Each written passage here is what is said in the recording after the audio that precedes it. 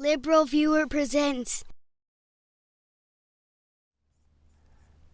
So, welcome to the October 28th edition of LiberalViewer Sunday Live Clip Roundup. Thanks for joining me.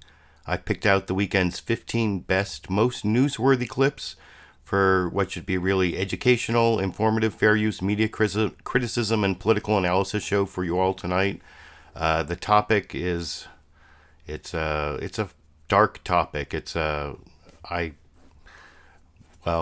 think the chances of this topic getting monetized by YouTube are pretty low, but I thought it was an important topic to cover. It's the news of the week. It's what was the main topic of the coverage on the big five corporate outlets where I take my news clips from: ABC, NBC, CBS, CNN, and Fox News, the so-called corporate media here in the United States. I'll have clips from all of them covering my topic, which is Democrats, blacks, and Jews targeted this week. Hopefully you've heard all three of the stories. At least two of them were really big. One was not quite so big, but also an important story covered by at least four of the five of the big five corporate outlets. You'll never guess which of the five did not cover the attack on the black church that was locked up. And so then the guy went in, this is in Kentucky, and the guy attacked a couple black patrons of a Kroger's market and then told a white patron, whites don't kill whites. That you'll see that in the news summary.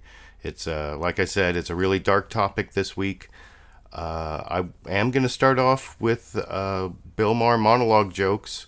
I guess there's sort of that way of looking at life. If you don't laugh, you cry, or whatever. And Bill Maher has the advantage of having done his monologue jokes last Friday, when the Florida bomber who sent out 14 bombs, more bombs than Bill Maher says. None of the bombs hurt anyone. That's the good news. And the bomber was caught on Friday, so that was sort of like a good time to do a monologue. But I've actually spliced that together with some jokes from the end of the monologue about the caravan, which actually figured into the attack yesterday that was so horrific in Pittsburgh. Democrats, blacks, Jews, all under attack. But I'm still going to start off with Bill Maher's monologue, 2 minutes, 13 seconds, first about the Peak, Florida bombing attack, and then about the caravan that will lead into some of the really disturbing topics that I'm going to be talking about with you after, here's the first clip of the program over here. You're very relaxed for such a scary time in America. No, I want you to relax. We had a security sweep. I've been assured there are no bombs in the monologue. And, ladies and gentlemen, we got him. Okay, so that's the good news. The man who sent bombs, pipe bombs, to 12 people in an attempt, this is what happened in this country this week, an attempt to decimate the upper ranks of one of America's major political parties. And it turned out to be he is exactly what you thought, an angry asshole in a red hat. Not a false flag operation, not a hoax. He thinks Trump is the greatest human being ever to live. And of course, he's from Florida.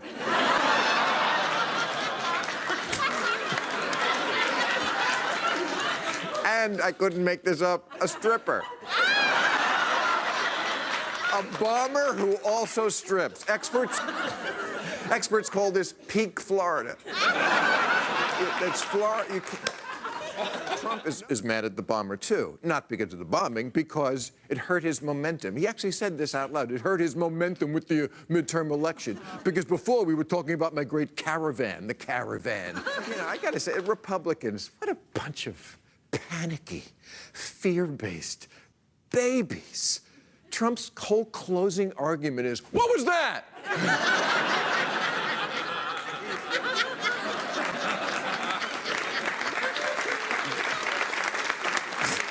Caravan, brown shirts. Brown shorts is more like it. I mean, they're on foot. They're over 1,000 miles away. They're mostly women and children. On Fox News, they're tracking them minute by minute like they're an Uber driver coming up. It's Look at this, 27 days away. I can see. But let's not forget, the bomber has been caught, and it's Halloween weekend.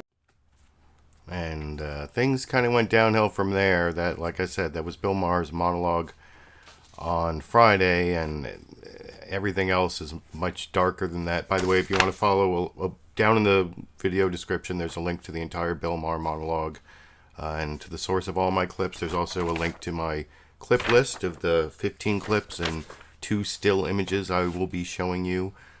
You can follow along with that if you can understand my cryptic notes. I'm now going to get to the news coverage, the news summary from all 5 of the big 5 corporate outlets. They all had some kind of news coverage. All 4 of the 5, not necessarily in the news summaries that I'm about to show you, but somewhere in the show talked about the shooting against the attempted shooting at the black church. It's not in the NBC Meet the Press 90-second introduction here, I don't think. And it's certainly the only one that didn't mention it was Fox News Sunday. I'll get to that. But the other ones mentioned it somewhere in the program. Here you'll see Chuck Todd start off with the worst anti-Semitic attack in American history, and then the attack that Bill Maher was making jokes about. If you look at it from a certain perspective, it was the worst attempted assassination of leaders in American history. You see that as an attempted assassination. That will, I guess, come out in the facts eventually.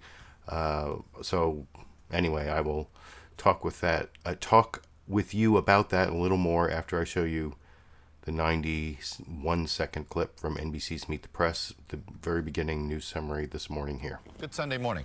As our colleague journalist Ed O'Keefe wrote on Twitter late yesterday, the worst anti-Semitic attack in U.S. history took place today, just days after the largest attempted assassination of political leaders in U.S. history. Let that sink in. It's a deeply unsettling assessment that has the disturbing advantage of being accurate. This after a week of ethnic violence and political terror. On Friday, a Florida man, Cesar Sayoc, was arrested and charged with sending as many as 14 mail bombs to Democrats and other critics of President Trump. And just as the country tried to exhale, as the mail bombing danger seemed to have passed, we learned yesterday of the horror in Pittsburgh, where 11 people were shot and killed at the Tree of Life congregation, a synagogue in the city's heavily Jewish Squirrel Hill neighborhood. Last night, there were numerous vigils around the city and the country, including this one in Pittsburgh near the synagogue, in remembrance of the victims. In our hyper-partisan atmosphere, we will inevitably debate, was the mail bomber inspired and catalyzed by President Trump, who casts his political opponents as enemies of the people? Or was he just a loner filled with anger and political resentments? Was the synagogue shooter a product of a toxic environment on the right that treats refugees and Americans who don't look and worship as they do as other? Or was this the type of hate-filled mass murder we've seen too many times in this country before? We got both of these stories covered, plus we're going to look at the amped-up political rhetoric that serves as the backdrop to this year's midterm elections, just 9 days away. But let's begin with my colleague, NBC News Justice correspondent. And they go into a long news report from Pete Williams, their Justice Department correspondent, or senior justice correspondent. You can, like I said, down in the video description, there's a link to the full NBC Meet the Press program. I'm not going to take a clip of that, but that was fairly even-handed, especially that last part about whether the bomber and the shooter were more of the same, whether it was the worst attempted political assassination in U.S. history. Well, apparently this guy, the bomber, told the police that he purposely made the bombs so that they would only scare people and wouldn't work.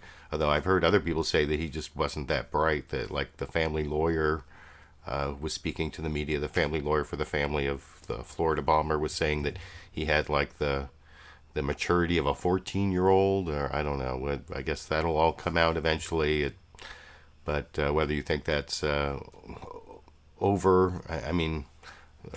whether that's exaggerating the importance of that attack, or, it came out to Sacramento. It was all around the country. It was a lot of people. It just nobody got hurt. So that's good news, but it also means it might fade away into history more quickly. I don't know. You can let me know what you think down in the comments section.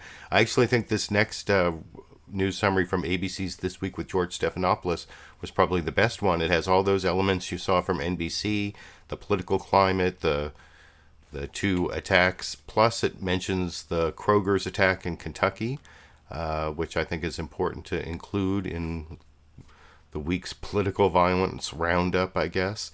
And it even mentions AR-15s, the Armalite rifle that seems to be so popular that some people think AR stands for assault rifle, but I have watched enough news programs that I know AR actually stands for Armalite rifle. And the AR-15 is a very popular rifle. Some people even said there in the Pittsburgh attack, it sounded like it might have been modified for automatic, not semi-automatic fire. And not just the victims. I heard someone saying the police said that it sounded like it was automatic fire. So I guess we'll find out about that more. But that's the AR-15 rifle is mentioned, as well as all three of the attacks that I used in my title: the Democrats, the blacks, and the Jews. Over here. Good morning. Before every big election, we expect an October surprise. This year, it has come. An explosion of violence and rage, a spate of domestic terror. On Monday, the first potential letter bomb found at the home of George Soros, the billionaire activist who's been a frequent target of President Trump. By week's end, more than a dozen more intercepted, apparently constructed in this van, plastered with partisan stickers, by this man, a longtime criminal and staunch supporter of President Trump. On Wednesday, an armed man tried to enter the predominantly black First Baptist Church in Jeffersontown, Kentucky.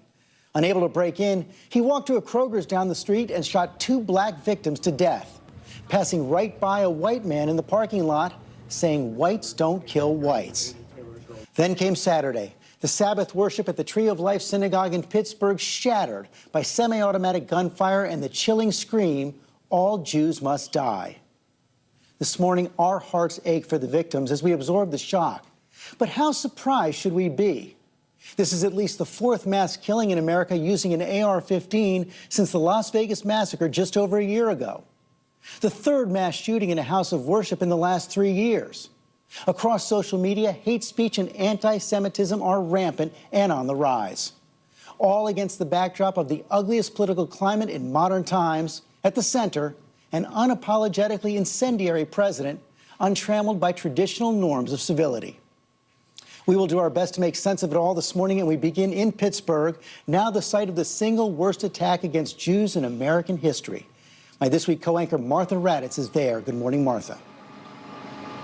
Good morning, George. This was truly a... I'm not going to show you the Martha Raddatz report. There, a couple of these reports actually kind of choked me up a little bit. I didn't want to take some of them. I think I mentioned over one of the reasons that maybe the news has kind of hit me harder. The attacks on Democrats and the attacks on Jews. I'm a registered Democrat. I've talked about that before, and I think I've talked generally about being raised as a Jew, although I'm an agnostic atheist at this point. I spend a lot of time in synagogues. I have some sensitivity to anti-Semitism and know something about that. And I have even belonged to a synagogue here in Sacramento because it was something my daughter wanted, and mainly. And it's a synagogue that was, in the time I lived in Sacramento, was a victim of an arson. So these kinds of things are not that unexpected, which is something that will come up in you'll see in the questioning a little bit later. But I don't know.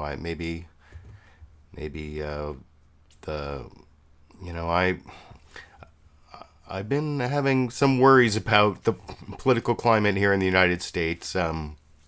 It seems like this election 9 days from now, one of the reasons that things have gotten so heated is because this is in some ways like America's last chance to avoid sliding into whatever it is that Trump is taking us into. If there's no check on Trump after this election, I mean, the stakes are really, really high, which is why I think so many people on the left have gotten so enthused and have been, yelling at Senator Jeff Flake in the elevator. That's what got or you'll see later, Fox News talks about the left-wing activists who won't let Kirstjen Nielsen the Secretary of Homeland Security go out to dinner, or, you know, the incivility. But the difference between incivility and the like demonization that's going on, I mean, the stuff that's coming from the very top, Donald Trump,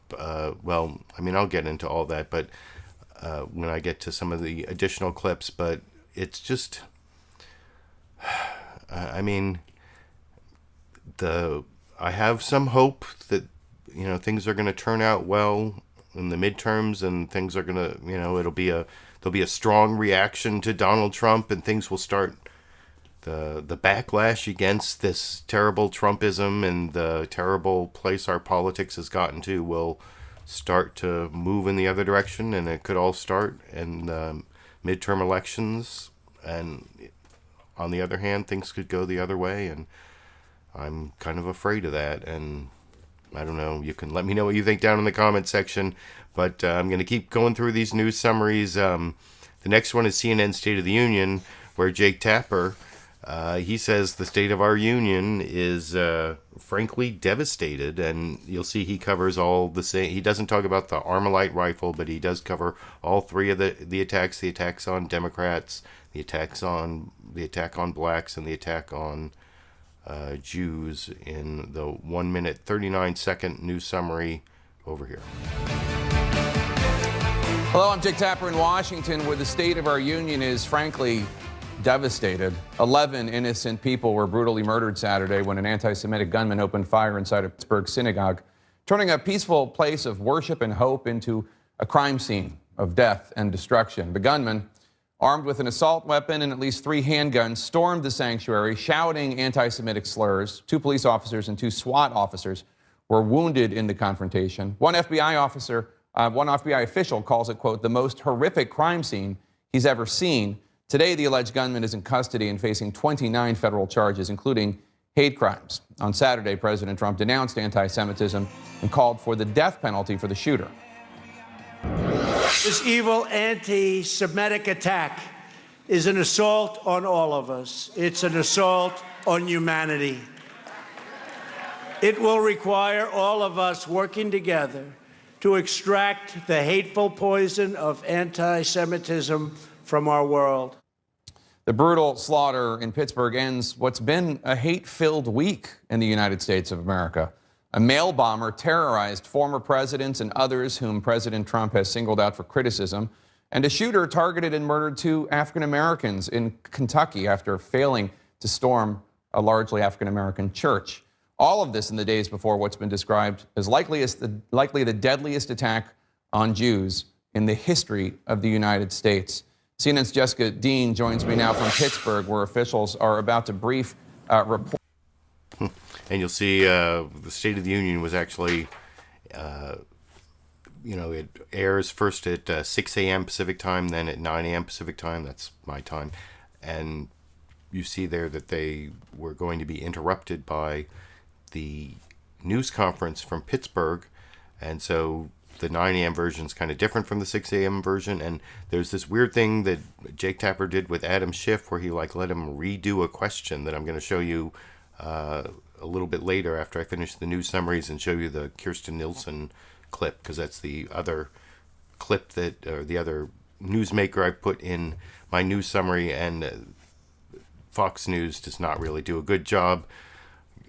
Chris Wallace does not do a good job questioning Kirstjen Nielsen, and they don't do a good job with their news summary, which is the news summary I'm going to get to after this very quick CBS Face the Nation news summary, which is okay. It doesn't mention the Kentucky shooting, but I'll show later John Dickerson of CBS's Face the Nation does talk about that, as well as the caravan, which are 2 things that, they talk about the caravan all the time on Fox News, but not in terms of a trigger for the synagogue shooting. But anyway, here's the brief 55-second news summary from John Dickerson on CBS's Face the Nation this morning over here. Face the Nation. It's been a grim week in America as hate has led to fear and deadly violence in 2 separate but horrifying cases. A law enforcement source tells CBS News that Cesar Sayoc, the man accused of sending at least 14 mail bombs to prominent critics of President Trump, told law enforcement when he was arrested that he didn't intend to hurt anyone. And that's why they believe the bombs were not connected to go off. He will be arraigned on Monday in federal court in Florida. In Pittsburgh, officials have just concluded a briefing on the case against Robert Bowers, who they say killed 11 and wounded 6, including 4 police officers at a Jewish temple yesterday. We begin today with CBS News correspondent Nikki Baptiste, who is outside the Tree of Life synagogue and filed this report. Authorities just revealed the names of... That was another report that was pretty heartrending. A lot of the news is pretty heartrending out of that shooting. I mean, I don't know, like I said, maybe I'm just more sensitive to this shooting, having spent some time in synagogues, having been a religious school teacher, having, one of the reasons that I'm so strongly in favor of civil rights and civil liberties and for limiting the coercive power of the state is because of all the time I spent in Holocaust education growing up as a Reform Jew, and it just, this kind of thing, more than maybe even any of the other shootings, I don't know, they're all bad, but this one maybe hit me particularly harder, or if you watch some of the news coverage, like the public safety guy in Pittsburgh and some of the other people were saying it's like the worst crime scene they've ever visited, although, I mean, I haven't seen any crime scene pictures, so that's not what's upsetting me, but I did, by the way, that Face the Nation news summary was the one I was talking about earlier, where they actually mentioned that the MAGA bomber from Florida said that none of the bombs worked because he didn't really want to hurt anyone, and whether that's true or not, I guess that will come out over time, but that's sort of a counterpoint to the way it was introduced over on Chuck on NBC's Meet the Press with Chuck Todd, where he was talking about how it's like the worst attempted political assassination, or he didn't really want to hurt anyone. I don't know, and maybe that's why Bill Maher could still make jokes on Friday when it doesn't sound like we should really be making jokes at this point, but I guess in a way, the way Fox News has covered this has been kind of a joke, and they just cannot seem to admit that Donald Trump is a different kind of president when it comes to incendiary political rhetoric, that he is, instead of unifying, he's so divisive, and the personal attacks, the demonization, the whole caravan thing was a strategy to get the Republican base all riled up by scaring them, kind of like what Bill Maher was saying. That's one of the reasons I chose to show those monologue clips, especially that part at the end where he was talking about how the caravan was riling everybody up. But when you see this news summary here from Chris Wallace and then Steve Hannigan, and then especially Kevin Corke at the end, where they talk about the worsening political climate, they spend so much more time concentrating on Democrats. You'll see Eric Holder saying, when they go low, we go high. Michelle Obama said, no, when they go low, we kick them. Although they don't show the part where he said he's talking metaphorically and not to actually engage in violence. And they show Hillary Clinton. They spend more time showing Maxine Waters saying that we should make sure people aren't comfortable when they go out to dinner or whatever, when they go out in public. They show more times with the Maxine Waters clip you'll see here than they show the map of the 14 Democrats who were the victims of the MAGA bomber, including Maxine Waters, which that's pretty bad. And this is actually the longest of the news summaries because, like I said, there's an introduction from Chris Wallace and then the Steve Hannigan report that seems to focus more on the MAGA bomber than the synagogue shooting for reasons I can't quite understand. But then the Kevin Corke part at the end about the worsening political culture, where they do show Donald Trump saying, "Oh, I like body slamming," but other than that, it's almost like the Democrats are at fault. And maybe you think that's true. I know some of my viewers probably do, but I think it's ridiculous. You can let me know what you think after we watch this 4-minute, 33-second clip, the first 4.5 minutes of Fox News Sunday this morning, other than the teaser intro. I don't know why Chris Wallace always starts off saying hello again when he doesn't really say hello at the beginning of the teaser. But anyway, here's Fox News Sunday this morning. Very bad coverage for reasons I will discuss a little more after we watch that clip together over here. And hello again from Fox News in Washington. We begin with breaking news. Yet another tragedy in an increasingly divided nation, just 9 days before the midterm elections. The mass shooting Saturday at a synagogue in Pittsburgh left 11 dead and 6 wounded, including 4 police officers. Witnesses say the gunman shouted anti-Semitic slurs before firing a semi-automatic rifle. The rampage coming 1 day after the arrest of a man charged with mailing pipe bombs to prominent Democrats. In a moment, we'll speak with Homeland Security Secretary Kirstjen Nielsen. But first, to Steve Harrigan outside the Federal Detention Center in Miami, where the mail bomb suspect is being held. Steve. Chris, we're getting some new information about this mail bomber, some new details about his personality. Family members are describing him as troubled, but many coworkers say he was simply flat out crazy. Cesar Sayoc, the suspect behind 14 pipe bombs sent to prominent politicians and critics of President Trump, will appear before a federal judge here in Miami Monday before being transferred to New York for prosecution. Sayoc, a one-time stripper, DJ, and pizza delivery man, was arrested at least 12 times for fraud, theft, and drugs. He now faces 5 federal charges and could be sentenced to 48 years in prison. 1 day after Sayoc's capture, 46-year-old Robert Bowers brought an assault rifle and 3 pistols into the Tree of Life synagogue in Pittsburgh. President Trump condemned the attack as pure evil and said the outcome might have been different with an armed guard. If they had protection inside, the results would have been far better. The president said he will go to Pittsburgh. Both the pipe bomber and the synagogue shooter were active on social media, spewing hatred right up to the moment of their attacks. Chris? Steve Harrigan reporting from Miami. Steve, thanks for that. With the spike in political and now religious violence in recent days, we want to take a look at the growing political divide in our country that seems in ever greater danger of boiling over. Here's Fox News White House correspondent Kevin Corke. Political violence must never, ever be allowed in America, and I will do everything in my power to stop it. It was a call for peace, but for President Trump, taming America's political tempest might prove to be the heaviest lift yet of his presidency. In the 21 months since Mr. Trump took office, the nation's political climate has become increasingly disruptive. Shame on you! And we all Shame on you! Disrespectful. We believe Beto is way hotter than you! Even deadly. The latest temper of the times, that mass shooting at a synagogue and the arrest of a suspect who authorities believe sent more than a dozen pipe bombs to Democrats across the country. A reflection of a political culture now awash in vitriol and venom, where letters sent to leaders containing the raw materials for ricin have barely shocked the senses, and political players mete out harsh judgments with impunity.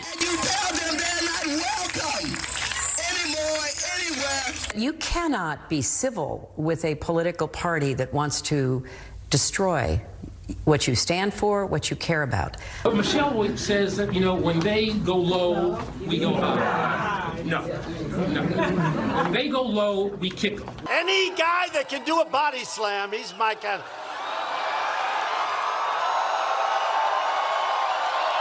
He's my guy. When words stop meaning anything, when truth doesn't matter, when people can just make up facts, then democracy, it doesn't work. Just who is at fault for the current political environment is a debate that will be had for some time. What is clear is our need to examine how we got to this point and where we go from here. We have some serious political differences here at home, but our opponents are not evil. They're just our opponents. In the end, we must recognize that we are all Americans. Chris? Kevin, thank you. So I think I pretty much explained the problems with that analysis before I showed the clip, especially the Kevin Corke part of the end, though I forgot to mention, what was Obama doing in there? Like, they were putting together all these clips. They showed Trump at the beginning saying, I won't tolerate political violence. But then later they did show him with the body slam. But it was in the middle of, there was, as I said, Maxine Waters, more time showing her as the perpetrator of incivility than as the victim of the bombing violence in that last clip. And they put in Hillary Clinton. They put in the Eric Holder clip somewhat out of context. Even the Hillary Clinton clip is a little out of context. But what was Obama doing in there? And nothing he said had anything to do really with the incivility, unless you think just the fact that we had a black president is an affront, which I guess that is sort of a subtext on Fox News every now and then, and has been for years. I guess I did have some more things to say about that clip than what I said before I showed it, though. Sorry for repeating myself a little bit. But that is not the end of the Fox News bias.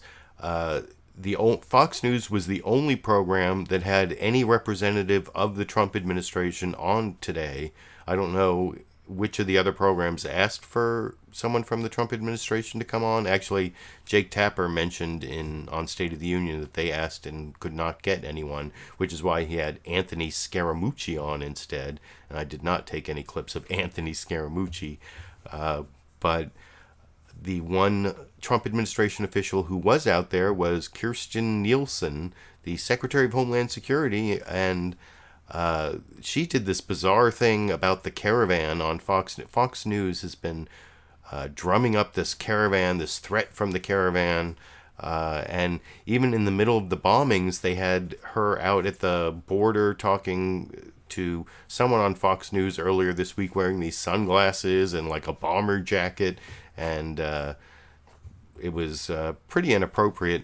And this questioning you're about to see from Chris Wallace, he asked Kirstjen Nielsen about the political climate, and you'll see the first question is there's sort of like this false equivalency between Democrats and Republicans, because of course Kirstjen Nielsen's been a victim because she went out to dinner at like a Mexican restaurant during the family separation thing, and she got heckled and had to leave the restaurant, and you'll see there's a lot of false equivalency between that and what's going on the right. And Chris Wallace in his follow-up, he even like combines them and lets her get away with just talking about the Democrats. And you'll see she also does this false conflation of violence with disruption. And that's really the whole thing. And it'll be covered, I'll cover it on some later clips. But this is kind of the worst case scenario. The Trump administration official on Trump TV, Chris Wallace, not really being a good journalist, talking to Kirstjen Nielsen.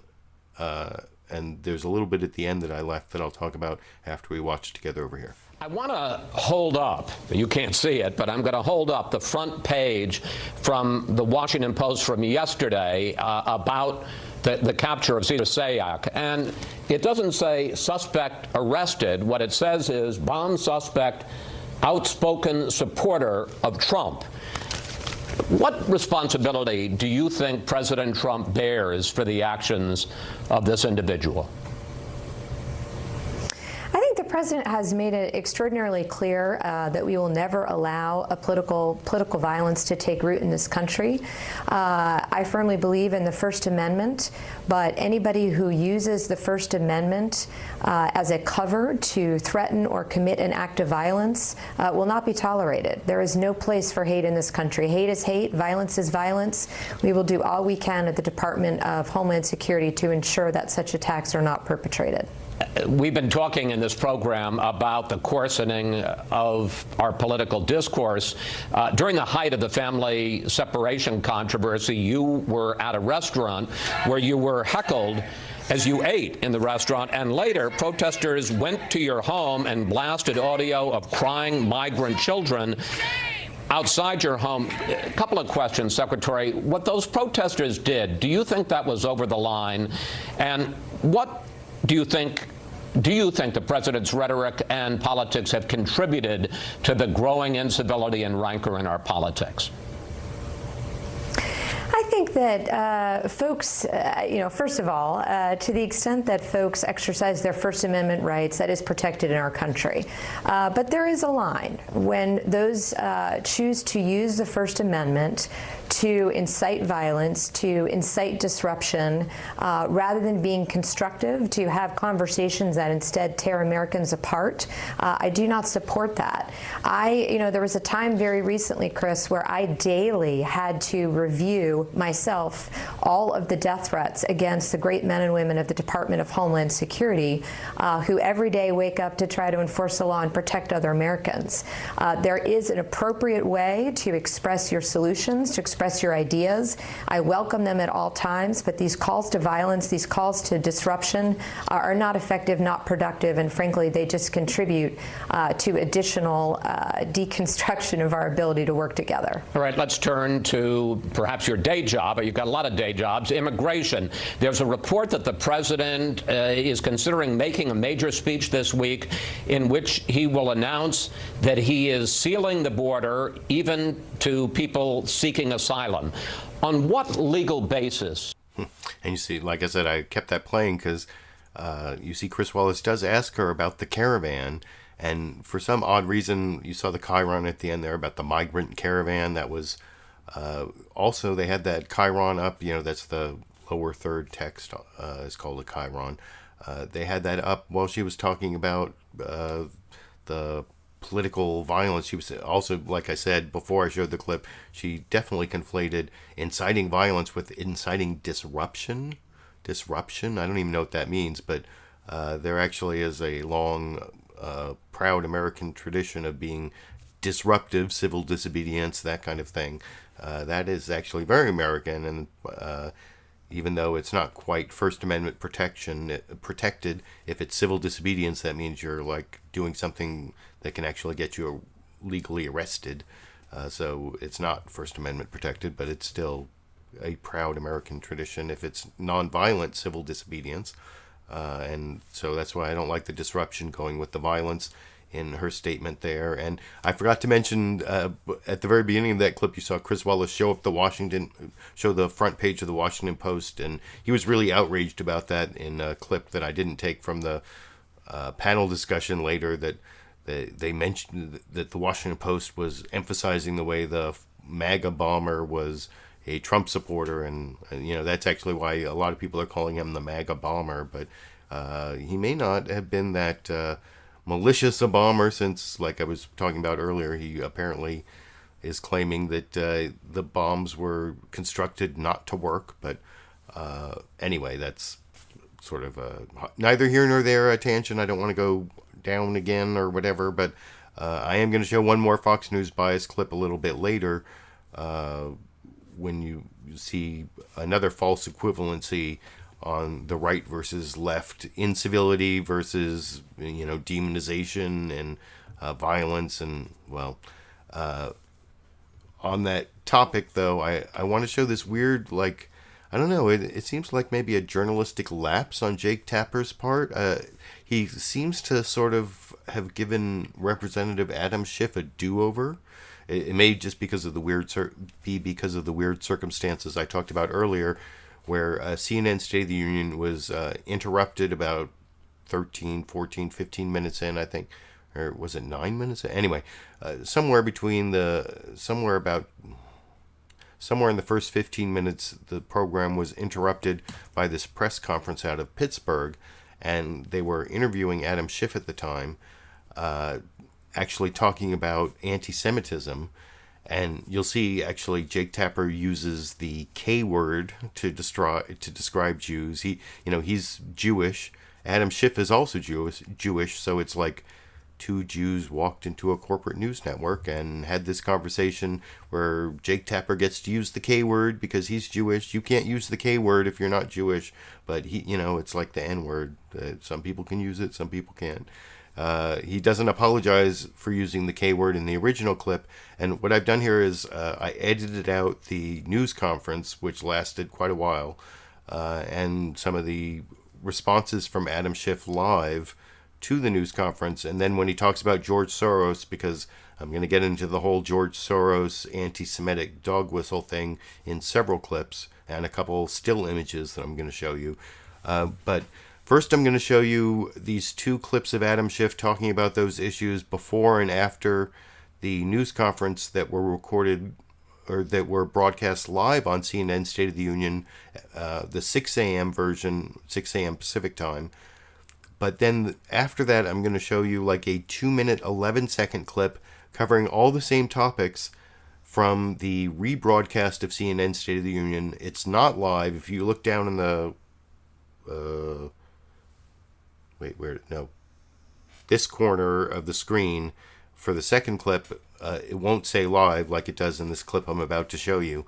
And it's kind of weird that Jake Tapper asked Adam Schiff the same question sometime after the first broadcast and let him like do over his answer. I mean, it's kind of the same answer, but it makes it seem like, I mean, I think that's not journalistic because it's like, it's almost scripted. It's like, you don't like ask the same question again and let the politician re-answer. That's not journalism. That's like a pre-scripted presentation.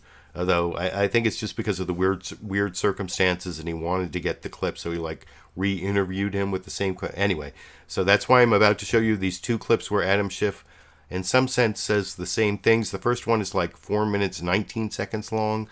The second one is shorter, but covers some of the same material. I actually like the first one better, and they both involve Jake Tapper using the K word to refer to Jews. In the first one, he just says it. In the second one, he actually apologizes for saying it. And I'll show you the first clip, talk briefly, and then show you the second clip, talk about all of it with you after we watch them together here. That's a general criticism of President Trump. When it comes to the specifics of this anti-Semite, the shooter, his social media posts indicated that he was not a Trump supporter. He thought Trump was controlled by kikes, a derogatory term for Jews, that he was too controlled by Jews, that he wasn't legit. And as long as the United States was infested with kikes, he wrote, MAGA would never happen. So the president had pointed to that and said, this guy was not a supporter of mine. You know, none of these acts of hatred are going to be identical. You had, as you pointed out, someone go attempt to get into an African-American church, shoot people, and shot 2 African-Americans in the store instead. You had these bombs that were sent around to the president's critics and opponents. And you had someone who went into this synagogue filled with the idea that Jews were behind this caravan, something that has been pushed out in social media. And so you're never going to find all of these are exactly the same. But nonetheless, what is the same is, are we part of the solution? Are we part of trying to make us a more perfect union? Are we trying to accentuate what brings us together, what unites us? Or are we preaching hatred and division? And honestly, I think this president's whole modus operandi is to divide us. He gets up in the morning with new and inventive ways to divide us. And it's not enough that on the day of a tragedy, he says the right words. If every other day of the year, he's saying things to bring us into conflict with each other. George Soros is a billionaire financier. He's Jewish. He's a funder of a lot of progressive causes. Somebody who's in the political arena certainly, opens themselves up to criticism. Do you think all the criticism coming from the right about George Soros, all of it is anti-Semitic? Some of it? How do you view it? Well, I don't know that I could say all of it. Some may have an issue with George Soros's Open Society organization or foundation, but I think most of it. We have to go to the press conference. We'll come back to you, yes. Congressman Schiff. Well, let me ask you, because your fellow California Congressman Kevin McCarthy, the House Majority Leader, has been really criticized in the last few days for a tweet he put out earlier this week that said, if we can put it up on the screen, we cannot allow Soros, Steyer, and Bloomberg to buy this election. Get out and vote Republican November 6th, make America great again. In point of fact, Soros is Jewish, Bloomberg is Jewish, Tom Steyer's father was Jewish. He has since deleted the tweet. But what did you make of that? I don't know what to make of that, except, and you asked me about this before the news conference, these attacks, particularly on Soros, are driven largely by his Jewish faith. There are a lot of people who are generous to the Democratic Party. The fact that he's become a symbol is not an accident. The fact that they're promulgating this falsehood that he's funding the caravan is an effort to give rebirth to this blood libel, that Jews are bringing impurity to the country, to bring other people to dilute the purity of the country. It's an ancient hatred. And it's no accident that they've made George Soros the symbol of this. And you do see people from the president on down playing on this, candidates around the country playing on this. There's a reason why anti-Semitism, according to the ADL, we've seen 50% more acts of anti-Semitism last year than before. Unprecedented expansion, explosion of anti-Semitism. Doesn't happen of its own. It happens because it's fed. And what will be necessary to overcome it is what the mayor was talking about, and that is these are still a minority of repugnant voices, and they have to be drowned out by our common goodness. All right, Congressman Adam Schiff, thank you so much for your time on this horrible day. Appreciate it. So, yeah, that covered the George Soros issue that I'm going to be covering in the next several clips. And I can't really disagree with anything Adam Schiff said there. I think I criticize Adam Schiff for being too supportive of the war in Yemen after I showed some clip of him last week. But I am going to criticize Jake Tapper in a minute for the tweet he showed from Kevin McCarthy in that last... I forgot that he had shown it in that clip. I was going to criticize him for when he interviews Tom Steyer in a clip I'm going to show later, that he didn't really show the full Kevin McCarthy. Kevin McCarthy is a Republican from California who, if the Republicans keep control of the Congress in this next election, will most likely be Speaker of the House because Paul Ryan is retiring. So Kevin McCarthy from California tweeted, here I actually have, this is a still image that is on my clip list. I saw someone captured this guy Judd Legum. And by the way, if I put a link to my Twitter feed down in the video description.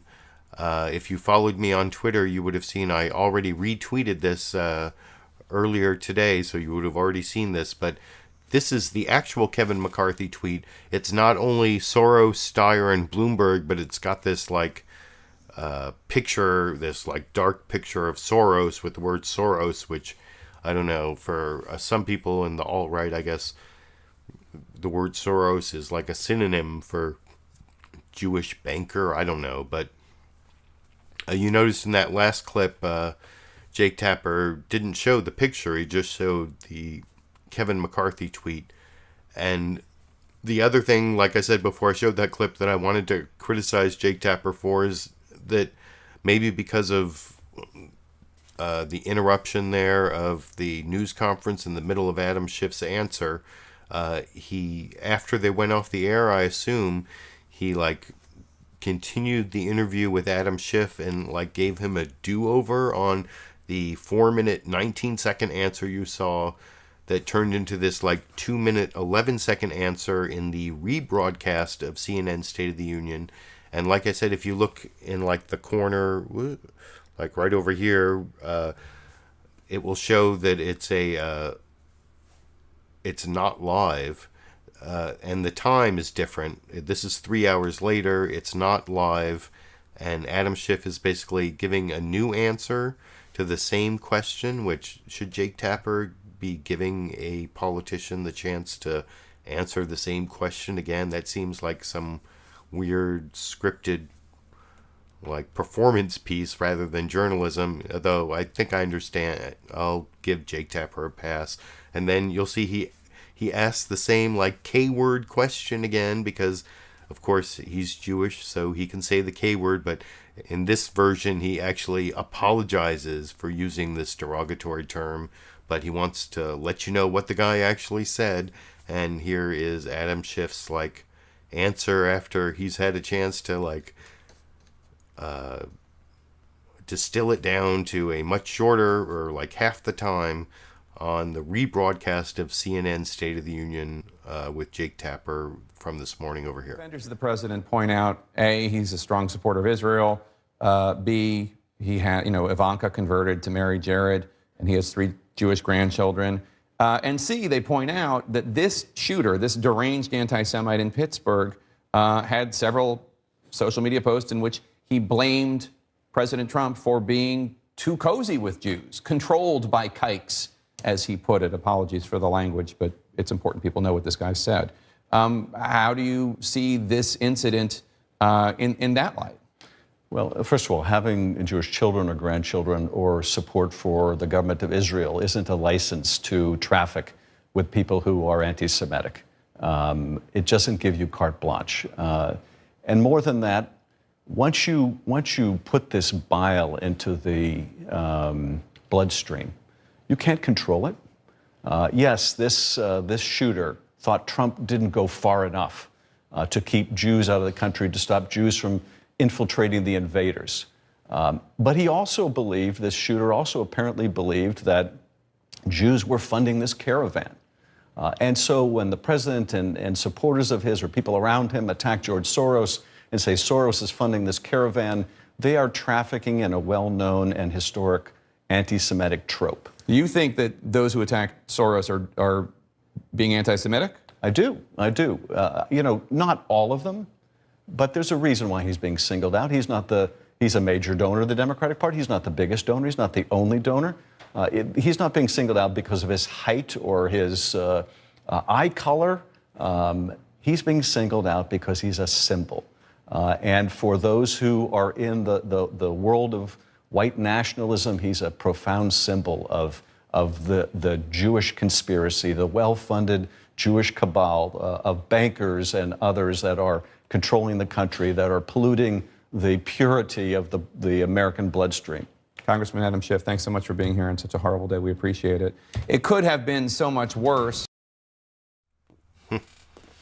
So there you have it. I kind of explained those 2 clips to death before I showed them, but just briefly, you can see that Jake Tapper let Adam Schiff give a new answer to the same question. He gave him a do-over. Not that Adam Schiff needed a do-over, but I think like I said, it's because he was interrupted by the news conference, and so he just let him do it again after the show was over, so he would have one condensed clip to show for the rebroadcast.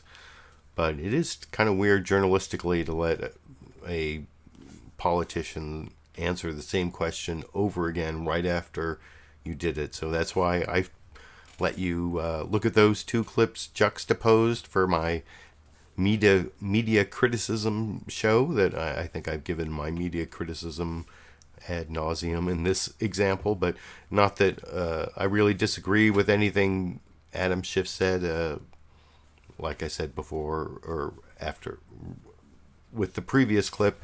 And then anyway, I think I've beaten that into the ground, and I will move on to the next clip, which is actually an important clip to look at in terms of the rise in anti-Semitism, which is, as I mentioned earlier, something that I'm particularly sensitive to.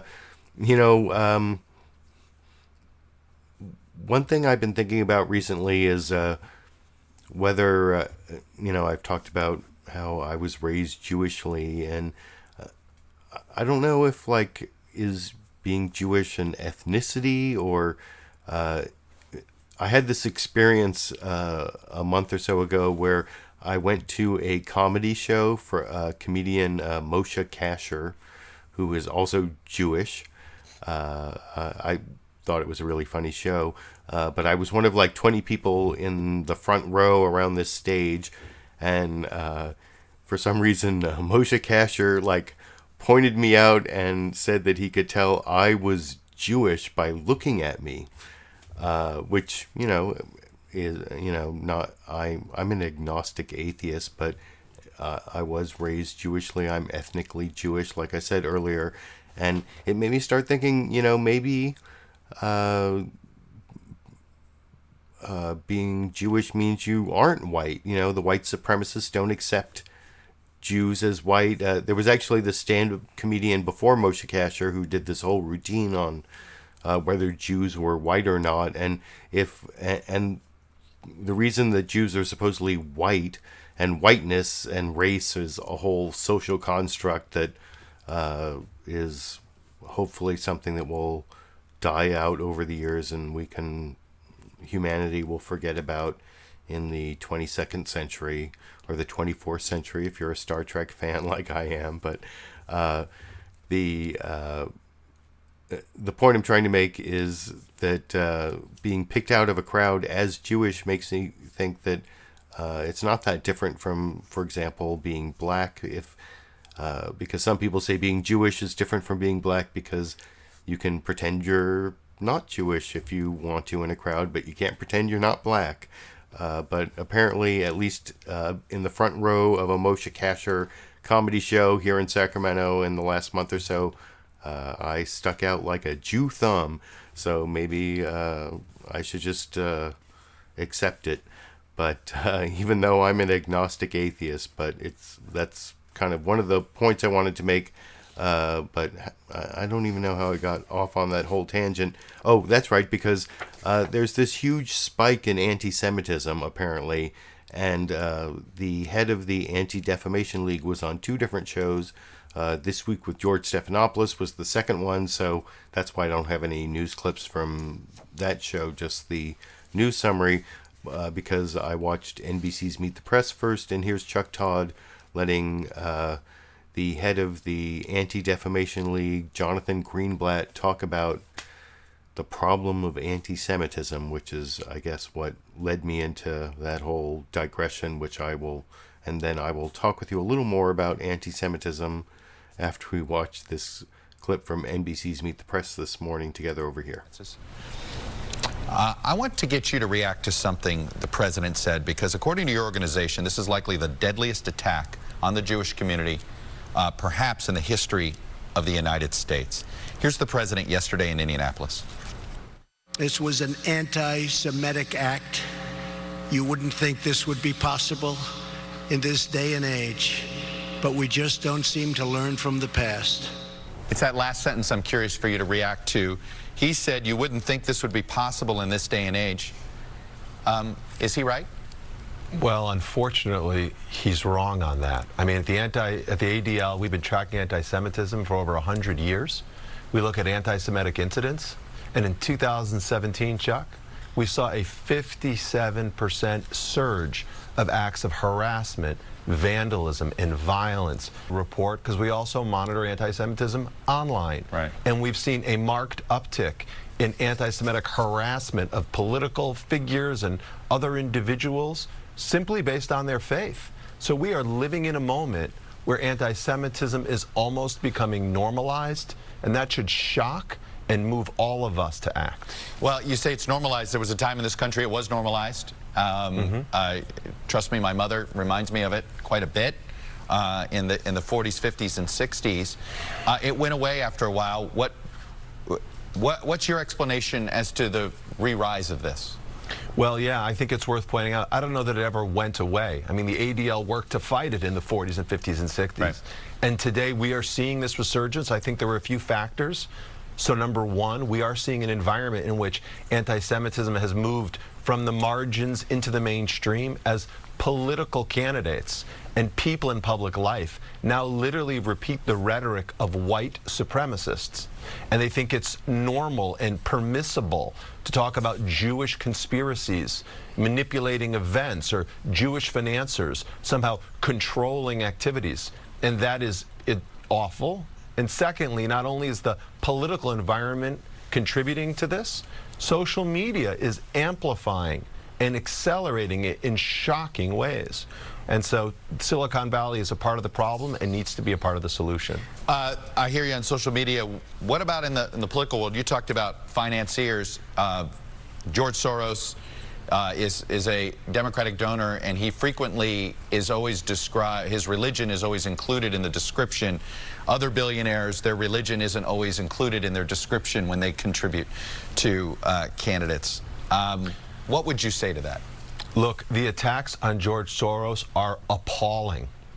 And the continued invocation of classic anti-Semitic themes. I mean, to see the way this man is mischaracterized online is just repulsive. Now, I don't agree with every donation he makes, but I also don't agree with every donation Sheldon Adelson makes. But you see it from the left and sometimes from the right, and it is all incredibly troublesome.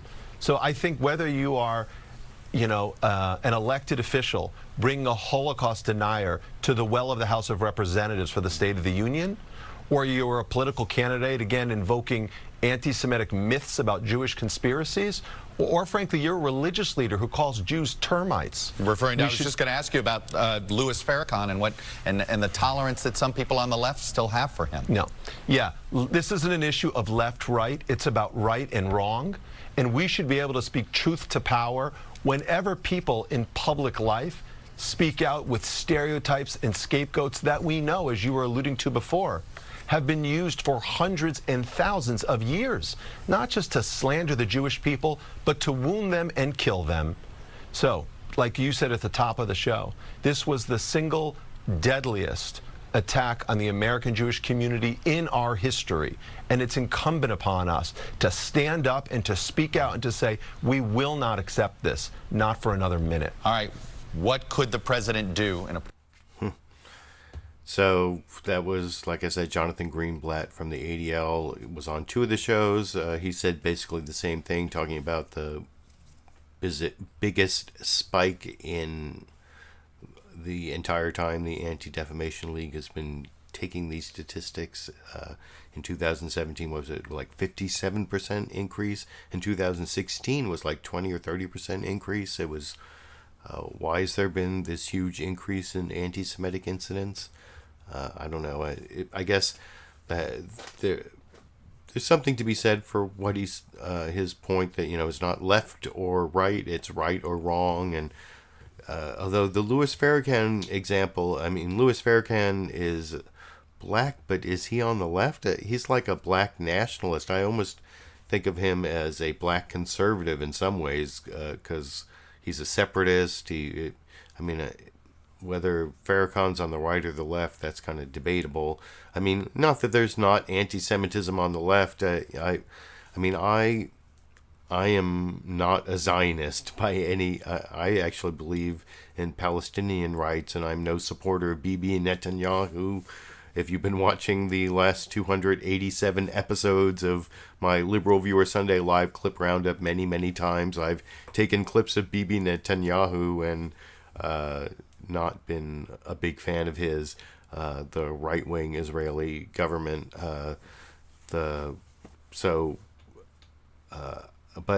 think there is some anti-Semitism on the left, especially that goes beyond some of the anti-Zionism that is justified because of the policies of the Israeli government. That, as a believer in civil rights and civil liberties, I don't believe in oppressing occupied people or people of minority religions or ethnicities who live within your borders or your occupied borders. But anyway, that's a whole other tangent, speaking of going off on tangents. But I was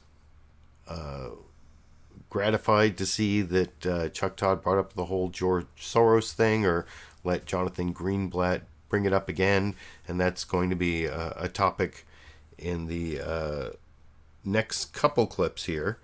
Now, remember, I showed you that actual tweet from the possible upcoming Speaker of the House, Kevin McCarthy, about Soros, Steyer, and Bloomberg trying to buy the election, and that is kind of an anti-Semitic dog whistle.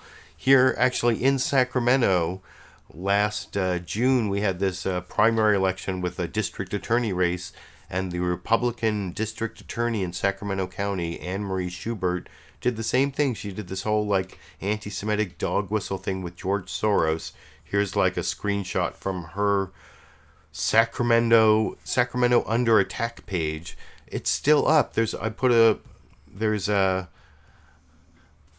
link down in the video description to this page. You can look at it yourself. This is not all of it. She starts off with like a quote from George Soros, and this is kind of nasty. This picture of George Soros with like the people and the one guy in the ski mask and one guy in the skull mask, and it's pretty nasty.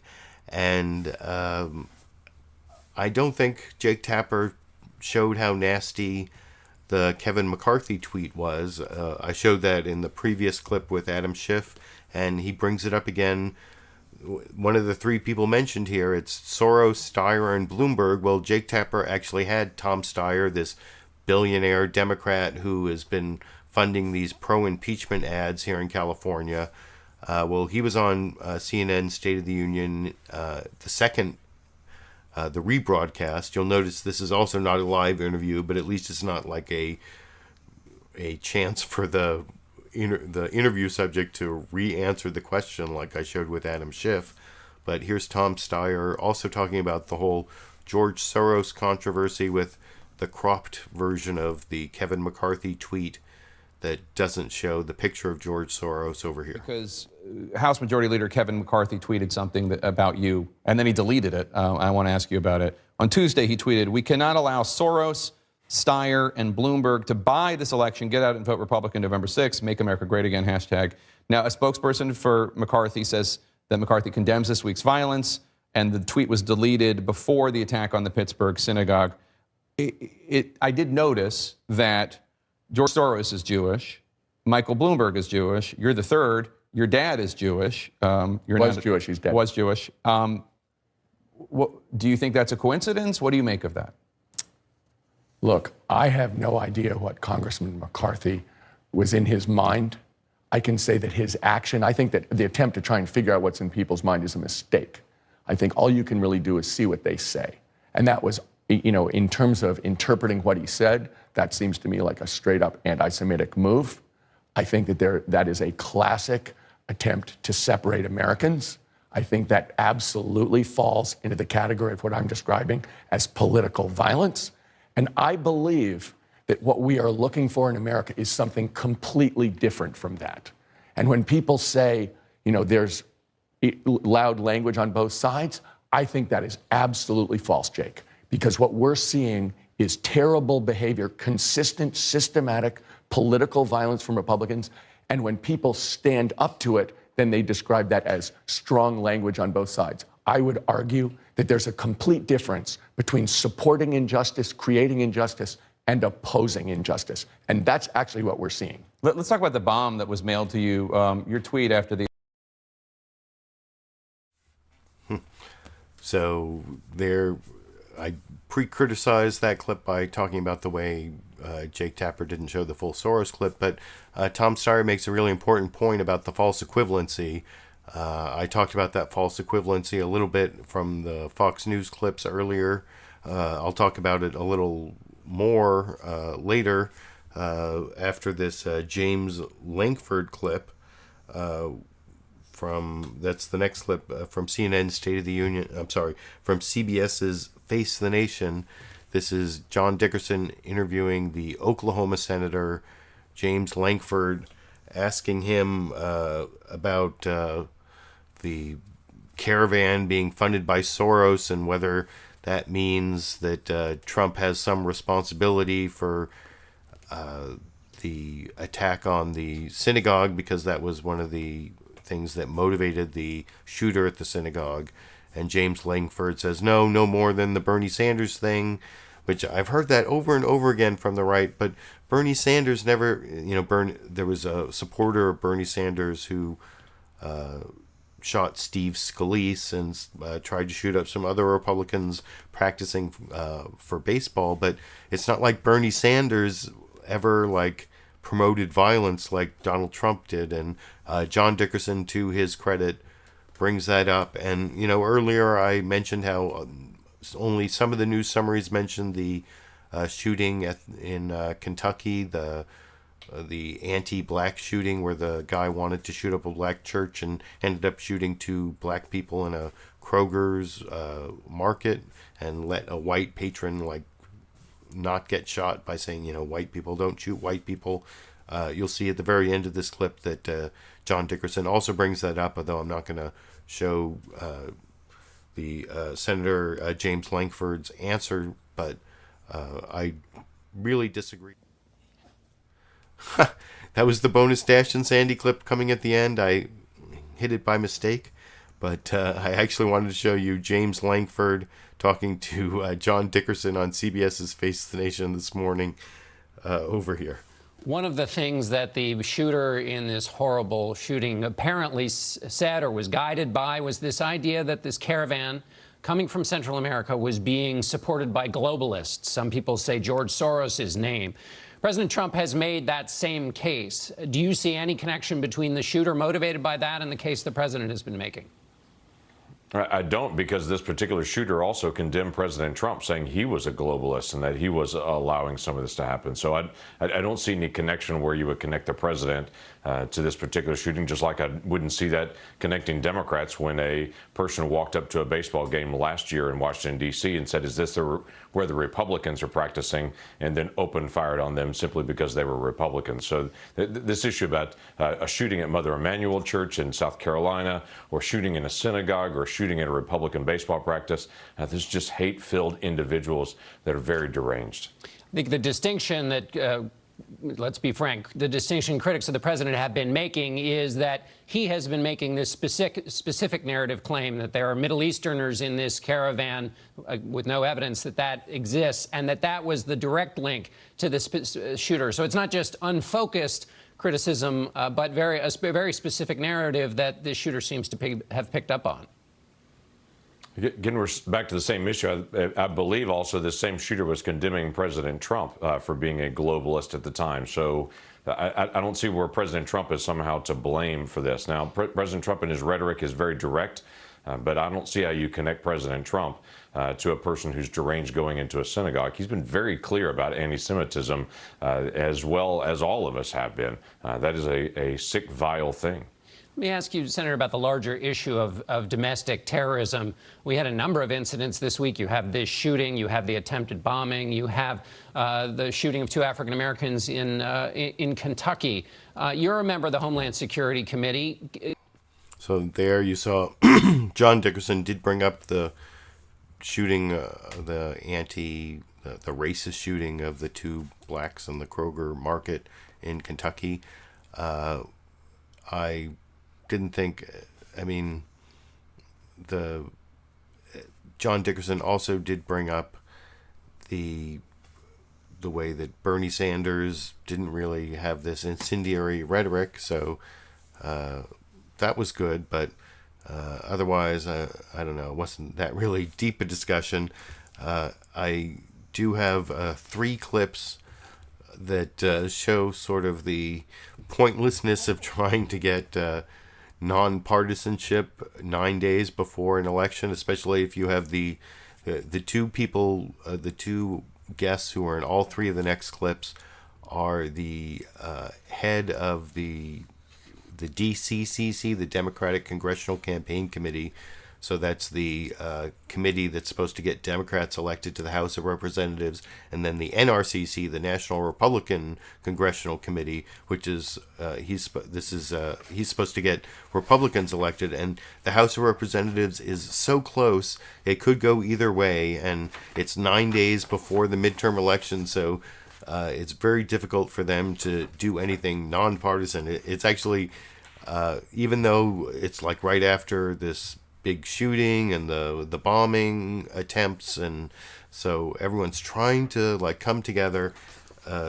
It's Ben Ray Lujan is the Democrat, and Steve Stivers is the Republican, there are 2 clips of them on NBC's Meet the Press. The second one ends, it's almost comical. And then there's, I'm going to end with their clip on Fox News Sunday. The thing that's so comical about the NBC Meet the Press clip is what I was saying before, that they try so hard to be bipartisan and to come together, but it's like, no, you come together. No, you come together. It's almost to that point. I'm not even really exaggerating. I'll start off with this clip where Chuck Todd tries to insert a clip, a quote from Dan Balls about how we, the way we have to come together is to like patrol our own side and everything. And well, I'll talk about it with you a little more after we watch that first of 3 clips of first from 2 from NBC's Meet the Press, then 1 from Fox News Sunday of the Democrat and the Republican in charge of getting Democrats and Republicans elected to the House of Representatives in 9 days in the midterm elections over here. To use something Dan Balls wrote. It should start today, though, Steve. It doesn't have to wait. It should start today. Well, I hope that the finger pointing will stop and we can come together. I believe we need to come together, Ben. I have to tell you, I actually think Dan Balls is the perfect person to insert into this, because he writes the following: "This is a time of the politics of the apocalypse, an all-or-nothing view of the difference between winning and losing an election and of holding power or not holding it. Politicians say that it is time for the country to come together, as you two just did, but on whose terms?" I think that is the issue. Congressman Lujan, what does coming together mean to the Democrats? And then I'm going to ask the same question to Congressman Stivers. I'll start with you, Congressman Lujan. Well, look, it's making sure that we're able to reach across the aisle and we can work on a bipartisan basis. What Democrats have been clear about is, if we're fortunate to win back the House, which I believe we will, that we work immediately on lowering prescription drug prices for the American people, that we work on a bipartisan infrastructure package to make investments across the country, and that we work together to clean up Washington, D.C., to find ways to overturn Citizens United, to address gerrymandering, to improve and increase transparency and disclosure across the government, to restore faith in our political process. Those are all areas where we can work together and reach across the aisle and find some common ground. Congressman Stivers, what does it mean to you? Well, I do think we need to come together, not on anyone's terms, but on America's terms. We're Americans first.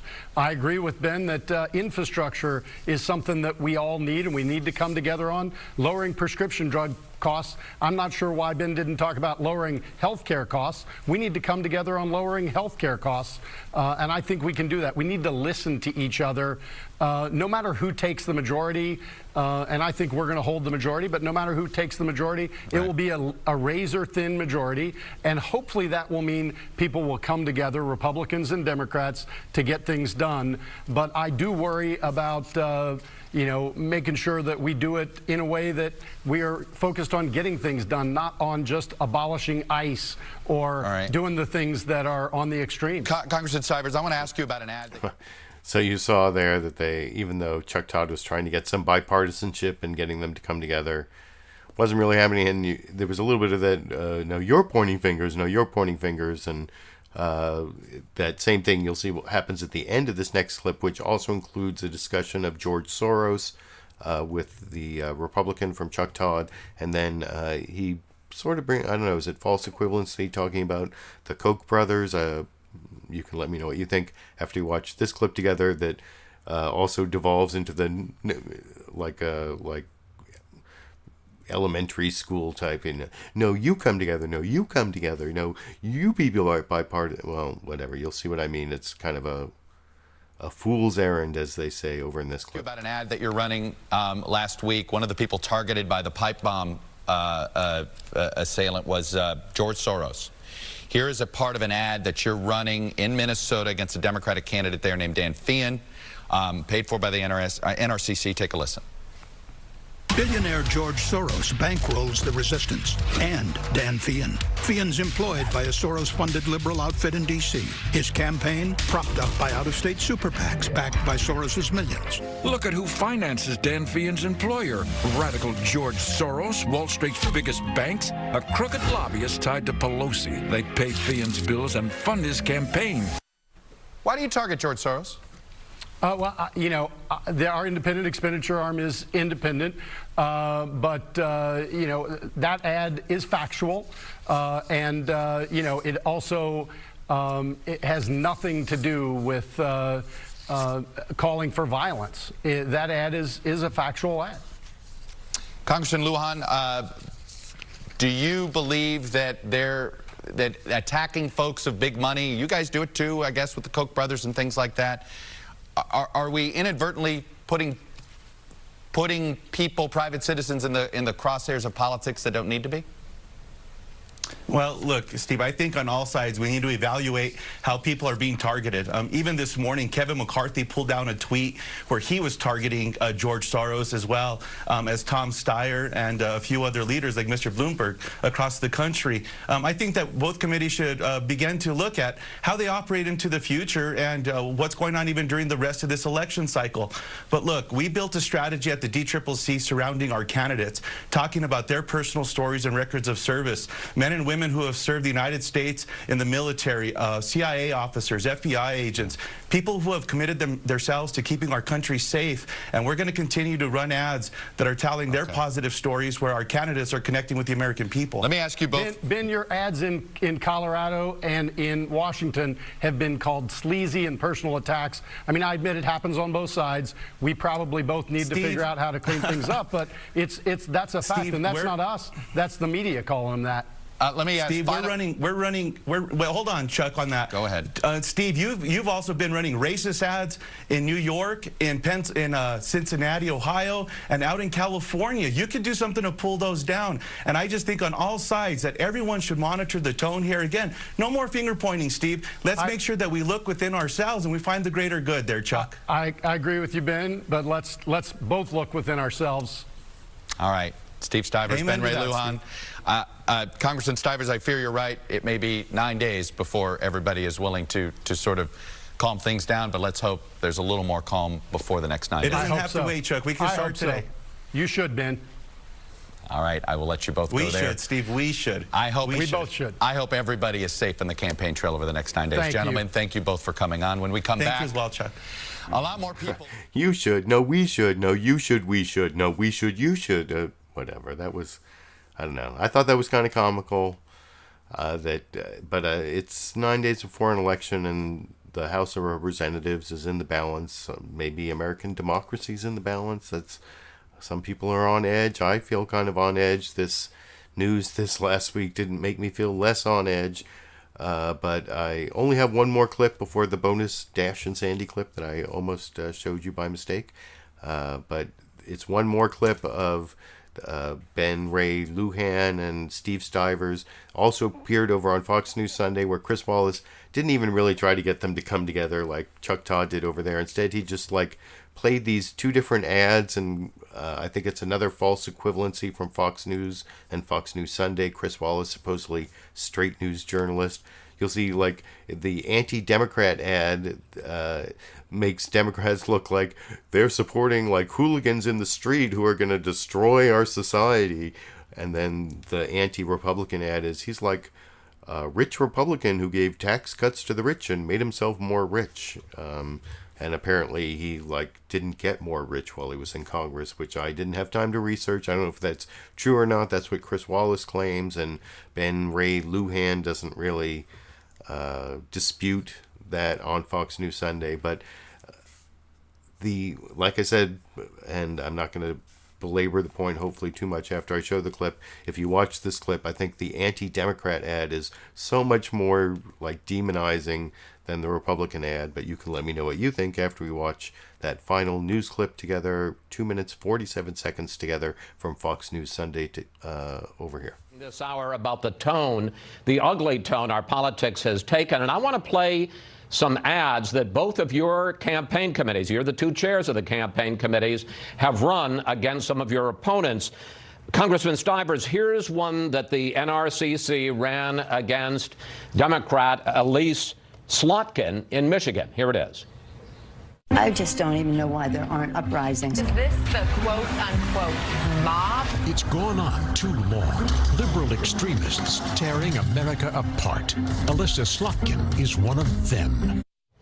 Congressman Slotkin served 3 terms working for the CIA in Iraq and Afghanistan, or in Iraq with the CIA, and then worked in the administrations of both Presidents Obama and Bush. Is it constructive to call her, of all people, a liberal extremist? Well, you know, I think I respect Ms. Slotkin's service to our country in the CIA and in the administrations, but people's views on issues are legitimate, and there are contrasts that we need to run so people understand what folks believe. And I think it is fair to say that she is not in the mainstream of Michigan politics. Congressman Lujan, here is an ad that your group that you're chairing, the DCCC, ran against Republican Congressman Mike Kelly in Pennsylvania. 2010, car dealer Mike Kelly is elected to Congress, and while there, his net worth increased by millions. So it's no surprise he helped give special tax breaks to car dealers like himself. But, Congressman, the specific group you cite for making that report, the Center for Responsive Politics, says, in fact, his net worth has dropped dramatically during the time in office. It hasn't risen. Well, look, Chris, when we see our Republican colleagues voting for a tax package dubbed by the American people as a tax scam that was prioritizing corporations and the most wealthy in America over hardworking middle-class families, we're going to call them out on the record. Yeah, but look, to the that's point his of the record. question that you're this asking, is the Chris, question. But, sir, that's his record. I'm talking about his net worth, and that's a fact. Well, look, to the point of your question, I think that all committees and all spenders out there that are investing in campaign ads across the country, that they need to be respectful of that tone. But I would agree with Steve that when we're looking at voting records, that I think that that is fair game as well, and that we need to make sure that we're all looking to see how we can make sure that we're having a better conversation with the American people, whether it's the last 9 days of this cycle or going into next election as well. All right, I got a little bit over a minute left, and I want you to share. So you can let me know what you think was that false equivalency. I think the anti-Democrat ad, which was much more demonizing. I think I won't belabor that. I pretty much pre-criticized that clip, but I do appreciate all of you who joined me for this Sunday live clip roundup, especially since this is probably not going to be monetized by YouTube given the title, and I didn't even put like anti-Semitism as one of the search tags. So I appreciate those of you who support me on Patreon as patrons. There's a link to that down in the video description. I appreciate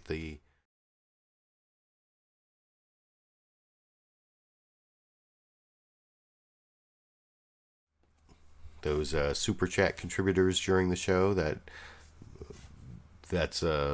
80-90% of the revenue I get from my YouTube videos these days. So when I don't have to worry so much about the ad revenue. So thanks for that. And to reward, I don't know if certainly not all my fans on Patreon and through the super chat are Dash and Sandy fans, but I always like to give the bonus Dash and Sandy clip. You saw it start earlier. I did feed Sandy, so she's not whining this time.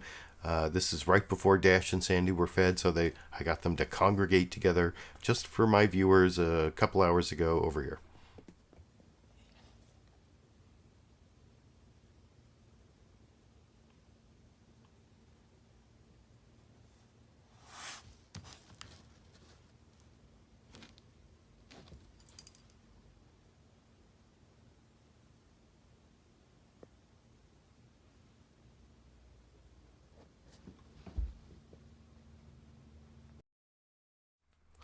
So you got a little tail wagging, you got a little close-up on the cat face there at the end. I don't know, maybe that's a little refresher after the bad news of the week. I just hope that this last 9 days is about politics and not about violence. I don't know what's going to happen next.